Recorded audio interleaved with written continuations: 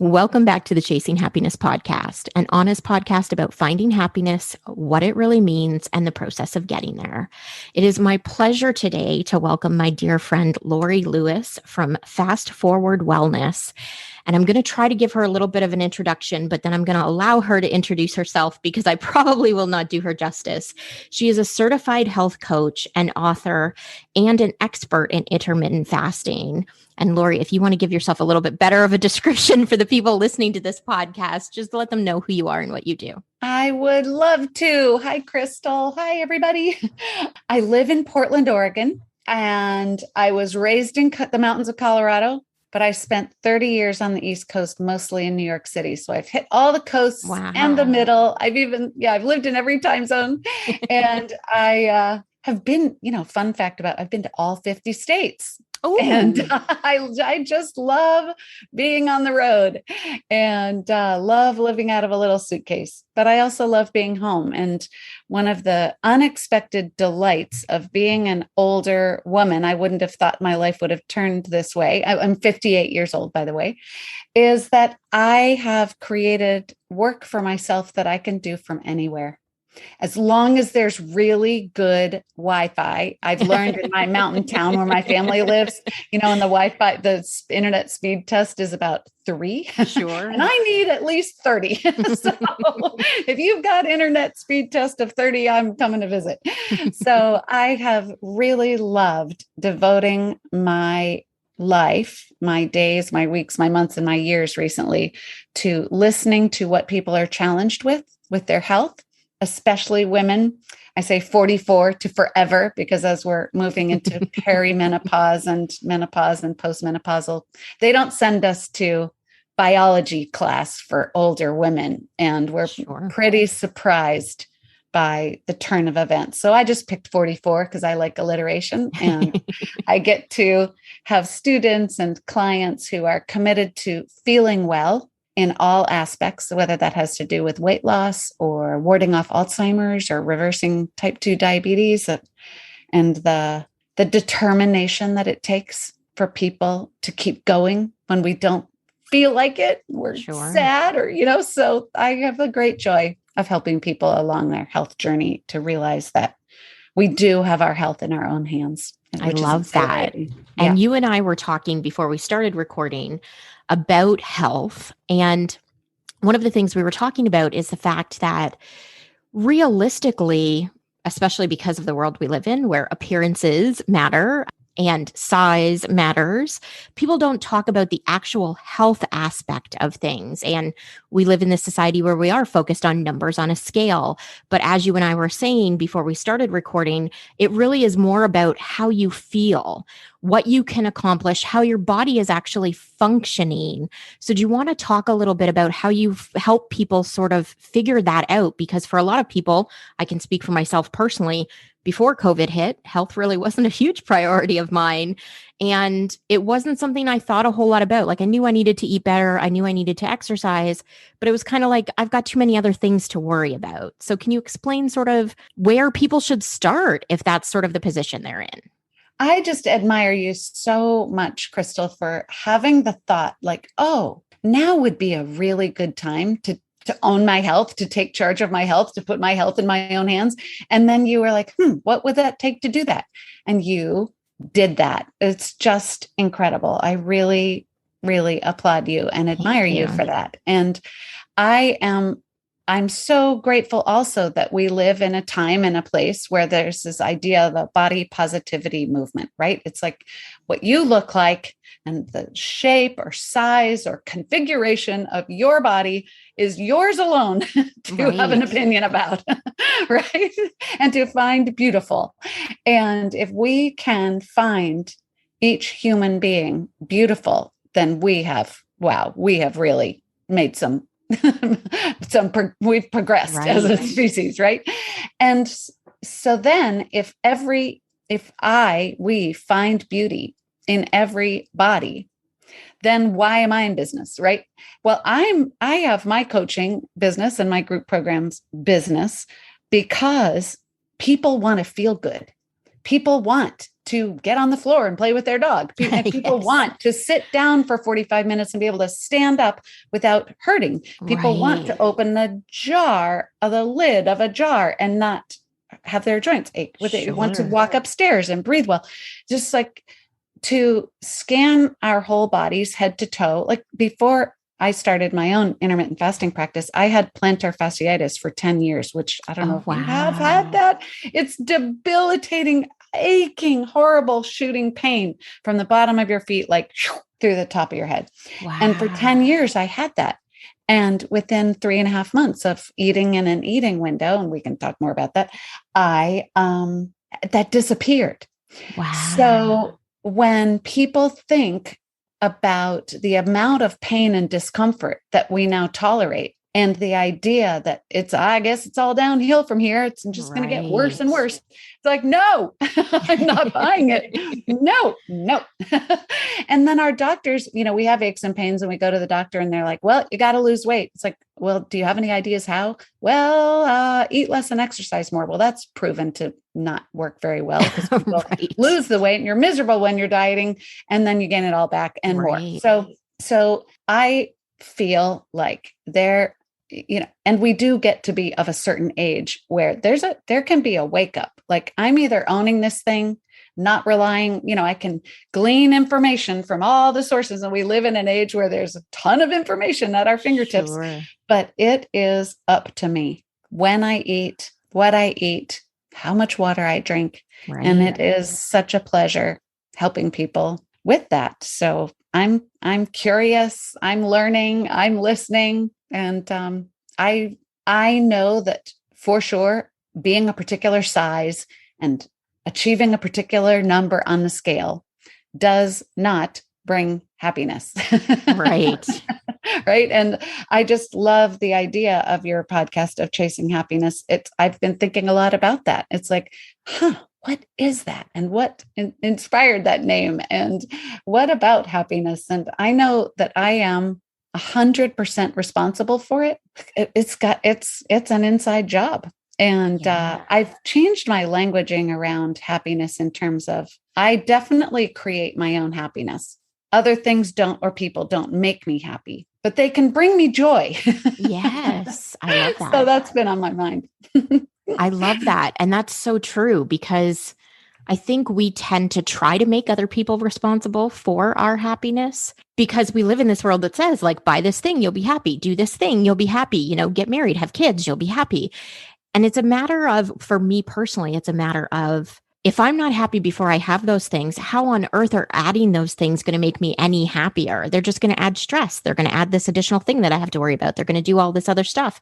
So I've got to do it. Like you said, it's an inside job. And that's true of every aspect of our lives, whether we're talking about happiness, whether we're talking about health, whether we're talking about our spirituality. It doesn't matter what it is. If it doesn't start with us, that's sort of the buck stops here, right? It does. And I had awakening sounds kind of dramatic, but a realization so I've been in retail most of my career. And when you are face to face with the public, having to be gracious and efficient and sell things, and have everything work, it can be challenging. And I realized at the end of, this is in my early to mid 20s, that every day at the end of the day, whoever I was talking to, poor soul, was subject to me ranting and raving about the people today, right? And that what a bad day I'd had because this person did that and this person did that. And that all of a sudden I couldn't stand hearing myself one more minute. But the idea that we even have a category of what is a good day and what is a bad day. Sure. And I mean, I guess that's different for everybody. It's like if 10 bad things happened, it's a bad day. Was it a good day if like it was smooth sailing all day? Like, I don't even know how we come up with this criteria of what's a good day and what's a bad day. It's a fabulous question, right? And it's so interesting that you bring that up because I heard a gentleman speak through Dr. Elizabeth's World Visionaries group on Clubhouse. And he had twice, I think, survived cancer. And, he hiked Everest and all of these other things. He went to the North Pole and South Pole. And at the end of the conversation, he said, someone had asked him, like, what do you do on your bad days? And he said, I don't have bad days. I have less than ideal days and I have great days, but I don't have bad days, because even the less than ideal days still teach me something, still help me grow, still give me some joy at some point in the day. And I thought, how magical is that to just change the wording of what a quote unquote bad day is. It's not a bad day. It's just less than ideal, and tomorrow will be better. And I thought, this is magic. Like, just changing that wording changes how you approach it. Well, the words we use are everything. Yeah. Everything. I mean, talk about a bad day. What about a bad year? Hello, 2020, right? Sure. I mean, I don't know about you. I would think that there could be some criteria for you that you're like, 2020 was pretty darn good. I took control of my health, right? And did some very bad, unfortunate, sad, heartbreaking, painful things happen in 2020? Heck yes. My mom died in 2020. It was brutal. I spent 4 months with my brother inside their house because we couldn't let anybody in, caring for our sweet mother. And so, for all intents and purposes, I could be like, yeah, 2020 sucked. But for some reason, I don't actually feel like that. So if chasing happiness is bringing, what's bringing me joy and gratitude and appreciation in my heart right now, that's that I'm in for that game. I'm down for that. It's huge, because I think what you point out is magic, because 2020 sucked in a lot of ways. And, I know a lot of people who lost parents due to COVID, who lost family, friends, especially here in Canada, because we had the lockdowns we had. There were no funerals happening. So when you lost someone, it was sad. This weird sort of mourning process where you couldn't really mourn, because how we're used to mourning in a society like ours is to get together, to have these sort of conversations with each other. And we didn't have any of that, right? We are, on internet, because it is this COVID world. So if there are gaps in the recording, for those of you listening, I do apologize. But this mourning process had to change. And it was a matter here, especially, of how do you have a mourning process over Zoom? How do you have conversations about the people that you loved that you've lost when you can't say goodbye in person? And it sucked. And all of those things were less than ideal. But I think we also started to adapt and find better ways to communicate our feelings, to reach out to people who maybe we weren't communicating with on a regular basis prior to COVID. So there are, as you say, some good things that have come out of this, whether it's people taking control of their health, people changing their relationships because they realized the relationships that they had weren't the ones they were looking for, or maybe they, strengthened those relationships because they were the perfect relationship they were looking for. They just hadn't devoted the time to it before. Whatever it happened to be, I think good things did come out of this, even during the sucky moments of all of it. For sure. I'm so enchanted by people's creativity and how people got creative during this time when we were separated, whether it was mourning a loved one or celebrating someone's birthday by driving by their house, right? And waving, I mean, wow, people are amazing. And so I feel in some ways that we really connected beautifully to, and we weren't able to, I kind of liked the quiet time, to tell you the truth. I feel like I really needed it. I needed the quiet time. I needed it to go inward. And that's what that time provided for me. And then I was able to be of service. I had the energy and the technology and the time to serve, which brings me great joy. Awesome. And I think it's amazing what you do. So do you want to talk a little bit about how you sort of got into it? Because as you said, you sort of started your career life in retail. So what caused you to shift into what you do now? I had a really rough go of perimenopause and menopause. So about 25% of women really don't experience many symptoms. I'm like, who are they? Wow. They're so lucky. And so we are somewhat blindsided, and we don't always piece together the symptoms, right? Like we really do think of, a woman standing with her head in the freezer, like, it's so hot, right? But all the other parts anxiety and depression and painful sex and just the list is long, right? And so we think something's wrong with us, and we don't talk about it very much. Like, we whisper the word menopause in front of men. I'm like, why are we doing that? Every man knows women. What's the matter here, people? Right?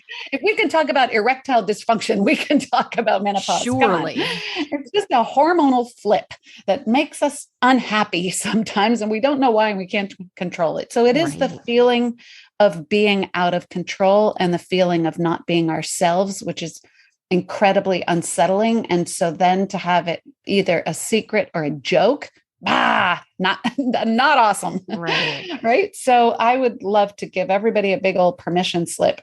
Every woman who's nearing 40, and my book is called Celebrating Your Vibrant Future, Intermittent Fasting for Women 44 to Forever. And love it. Again, I picked the 44 because I like the alliteration, but as we're nearing that age, it's really wonderful to be speaking about it with our friends, with each other for sure, asking older women what their experience was. I've been coaching a young health coach, and he's been learning about intermittent fasting from me because it is an important component of any health coach's repertoire, how they coach people to be healthy and lose weight or lose weight. And so his mom is about my age, and he's been coaching her in intermittent fasting. And he's been coming back to me and going, what do I say now? And I said, his name, let's see. I said, why don't you ask your mom, hey mom, why don't you tell me what menopause was like for you? And he's like, really? I can ask her that? I'm like, yes, you can ask her that. She'd probably be thrilled. She'll probably say, oh, stop, don't ask me questions like that. And then she'll want to tell you all about it. And And so at any time in a person's life, man or woman, when we aren't feeling so great, one of the things that I have learned is if we can consolidate our eating, like human beings have done throughout all of history, there was food and no food and food and no food. And now we live in a time of abundant food, which you think, well, that's fabulous. I'm not so sure.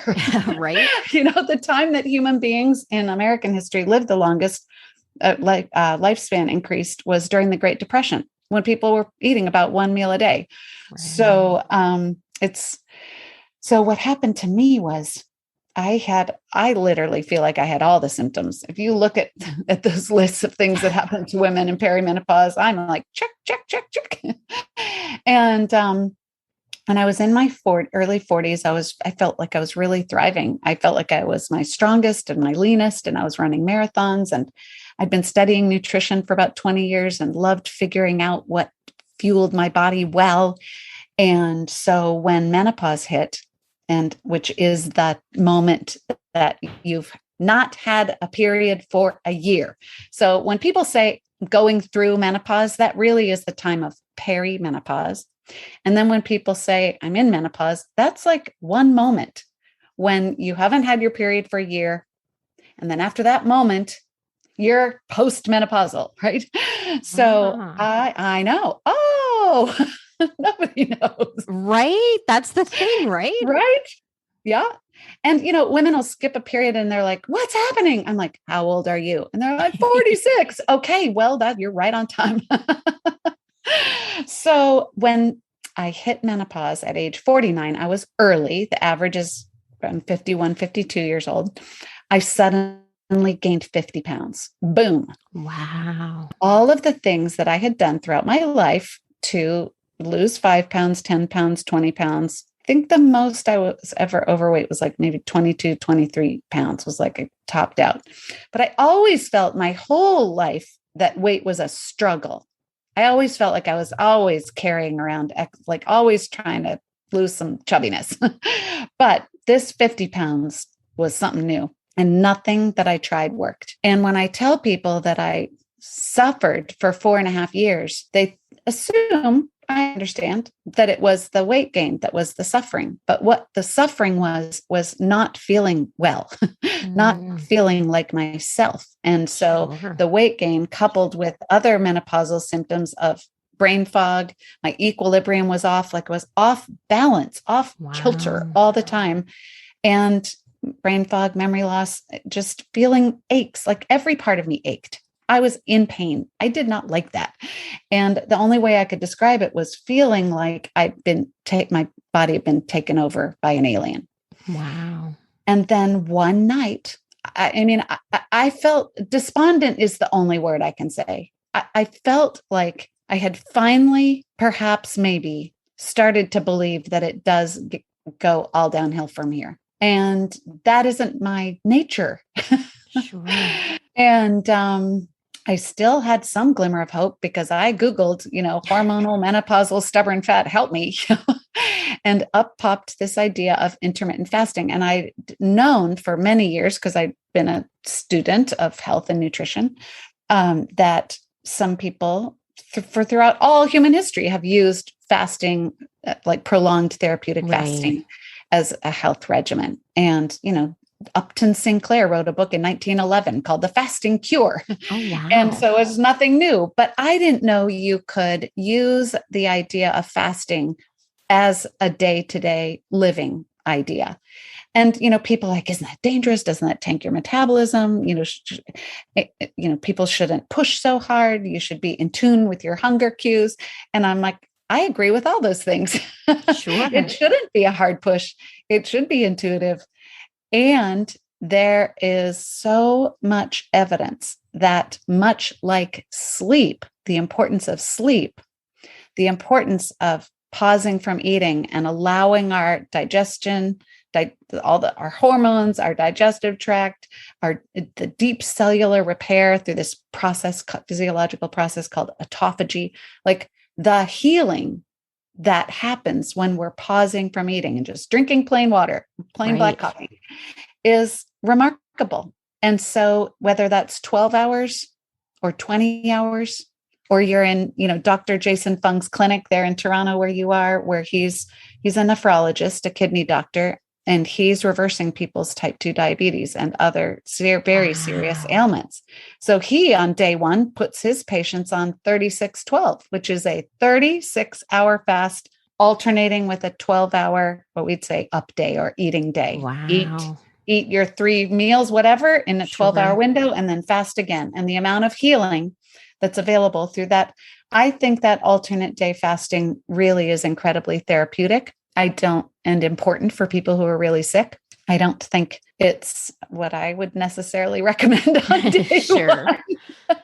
And so I love supporting people through a gentle discovery of what eating window, whether you're going to eat 3 meals in 10 hours or 1 meal in 4 hours, it's a personal discovery. And for me, I lost 51 pounds in 15 months, which if you go by the diet books, that's, diet culture, that's really slow, right? That's like 0.7 pounds a week. And yet, there were times that I didn't lose any weight. I had a stall on the scale for about 5 months, but I got 2 sizes smaller during those 5 months. Wow. My body was shifting and adjusting and burning fat. And when you're fasting, your body builds muscle and bone density. So sometimes the scale doesn't move, but you're getting smaller and feeling brighter and stronger and more alert. And so people, of course, ask me, what on earth are you doing? Not only are you restoring your healthful shape and size, but people could tell I felt better. I was like in my bright, enlivened self again. And that's what people want, is my experience. Well, and that's huge, right? Because one of the things that I think we have just become accustomed to, as we were talking about earlier, is, as I get older, things hurt and I pop a Tylenol, or I go see the doctor and he gives me a cream or whatever, when realistically, our bodies have the ability to heal themselves if we give them what they need. And for some people, maybe that is a 36-hour fast, which gives me a little bit of heart palpitations because I have not tried such a thing yet. But, a 12-hour one seems so much more manageable, and my body can still benefit from something, even if it is that smaller version of it.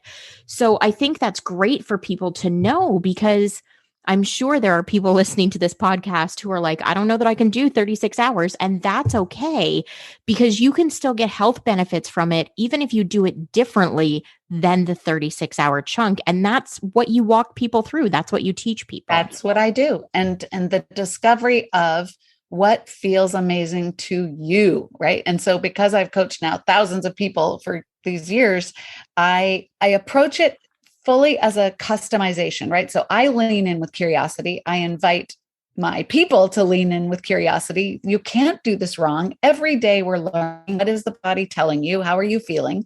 Right. And then based on my knowledge, my research, my anecdotal experience of coaching so many people, then we keep applying different plans and trying things out and discovering what is going to have you sleep well, have great digestion, ward off Alzheimer's, have your brain be sharp, have the aches and pains go away, breathe easily, enjoy delicious food. Yeah, I was talking to someone recently and he was like, oh, for some reason, I thought maybe intermittent fasters didn't like food very much. And I'm like, are you kidding me? Oh my gosh. See me eat. And the thing is, we get really picky about what we eat because it's, if you're going to eat in an eating window and maybe you're eating 1 meal a day or 2 meals a day or 2 meals and a snack, whatever, you're going to, this feeling of anticipation, like, I get to eat later and it's going to be super yummy. And people will bypass, they'll look at a menu and be like, nope, not that. Or they'll think of going to a particular restaurant. And it's like, I'm not going to waste my beautiful eating window on that mediocre food. No way.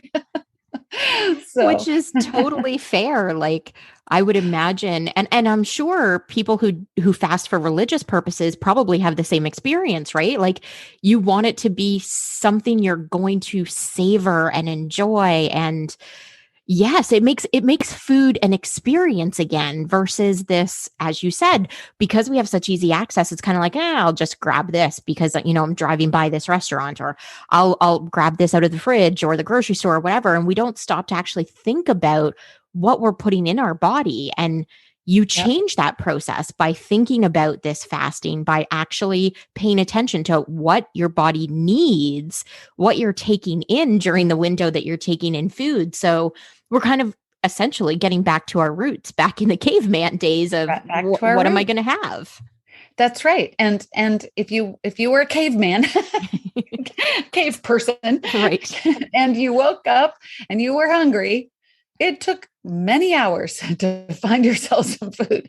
So you had to go out and get it. And that was no easy task. And you might not have even found any. And so what's amazing about being in a fasted state is it can be pretty euphoric. So when your body shifts into fat burning and you become fat adapted and your body becomes what we call metabolically flexible, you've used up the food you ate yesterday and the glucose in your blood and the stored glucose in your liver, the glycogen, then your body, because you do this every day, naturally moves through that progression of utilizing fuel and shifts into burning your body fat. And when you get into that fat burning state, it's called being fat adapted, human beings get very bright and clear and strong. And there are whole movements of smart people like in Silicon Valley who are in fasting clubs and so forth, because they're like, I want to be fasting to give my brain an edge. So people take on an eating schedule for a lot of different reasons. And I don't even think anybody has to call it intermittent fasting. I don't like calling things, right? Right. The it's label. Like, even if you just say, like, as you shared with me, there's this time, I don't eat until whatever that time is, and I don't eat after whatever that time is. And it's different. I don't even tell people very often what my eating window is, because people are like, oh, right. But for me, I definitely don't ever eat before noon, for sure. That's just kind of like, unless it's like some super duper special occasion. But for me, I'm not hungry and I feel great waiting. And yeah. And that's the important part, I think, right? It's about customizing sort of what works for each human, each individual.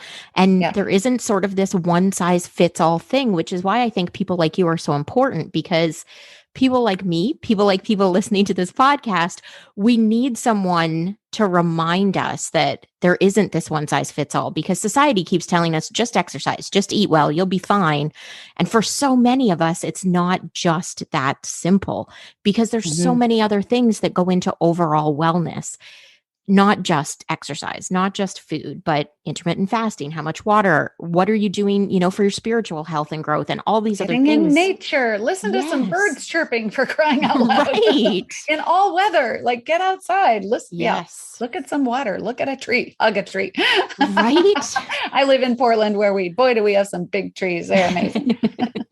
I love that. So for people listening to this podcast, if somebody wants to work with you, how can they find you?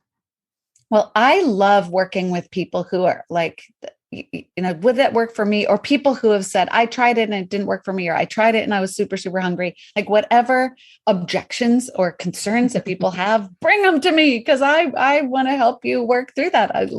My commitment to you feeling really well is undaunted. Like I will not stop. We will figure it out.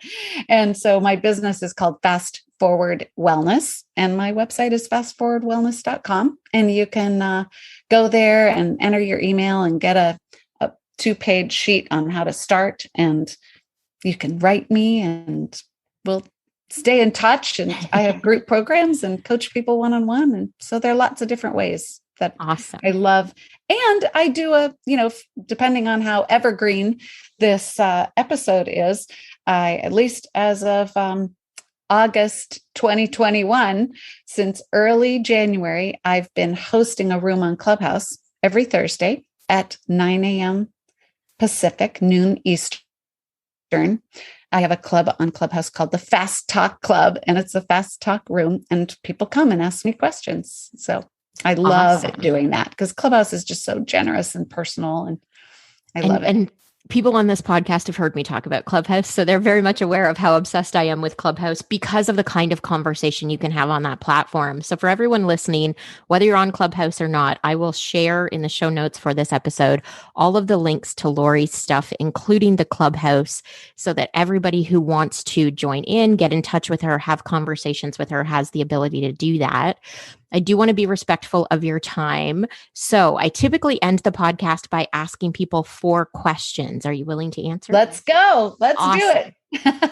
If you could go back in time and give yourself any piece of advice, what would it be? There were a lot of things I stopped myself from doing because I was afraid. There was a college I really wanted to go to. There was a graduate school I was very interested in. I mean, I can see this path throughout my life that I was like, Laurie, what are you doing? Why are you stopping when you want that? Yeah.